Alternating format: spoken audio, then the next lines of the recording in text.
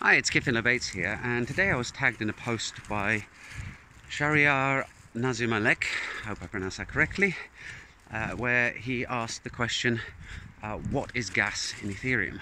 And I answered that very question about a year ago in a video, but today what I want to do is change the question slightly and ask, why is there gas in Ethereum? Because sometimes when you change the question, you actually get a bit more insight into what is going on.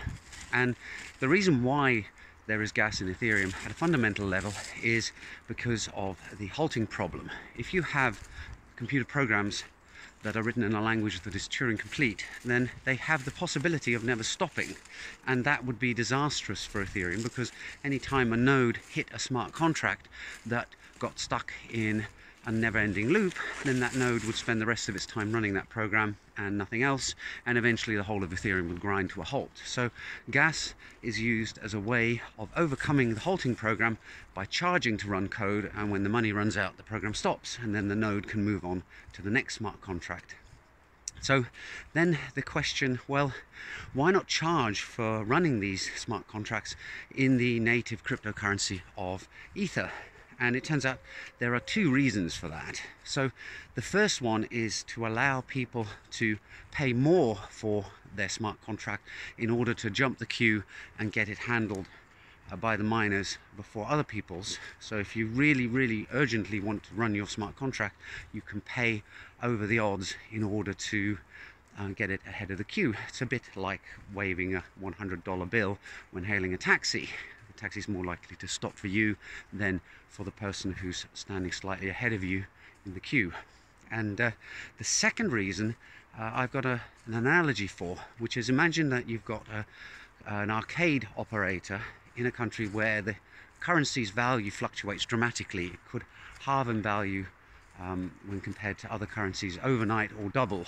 And if the arcade operator is going to use his country's coins in order to operate his machines, then he's going to have to every night look at what the exchange rate is and go around and change the coin accepting mechanism on every single arcade game, and that will get very tedious very quickly. So what's the obvious solution? Well, you sell tokens at the door to be able to play the games, and maybe the pinball machine needs 2 tokens and Space Invaders needs 1, and the latest virtual reality game needs 10.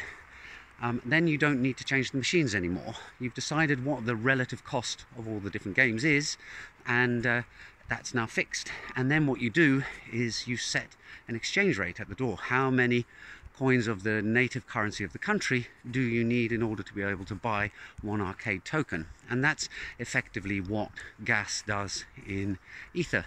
It sets a fixed price for different commands and data structures in gas, and then you decide how much you're willing to pay for that gas in Ether. And as a result, the price menu for running code in Ethereum doesn't change. However, the cost of buying the things that allow you to run it, either gas, can change, and you can actually set that yourself, so it becomes a bit of a bartering exercise. Anyway, that's the answer, as far as I can see it, to why is there gas in Ether. I hope you found that interesting, and I'll see you in the next video soon. Bye for now.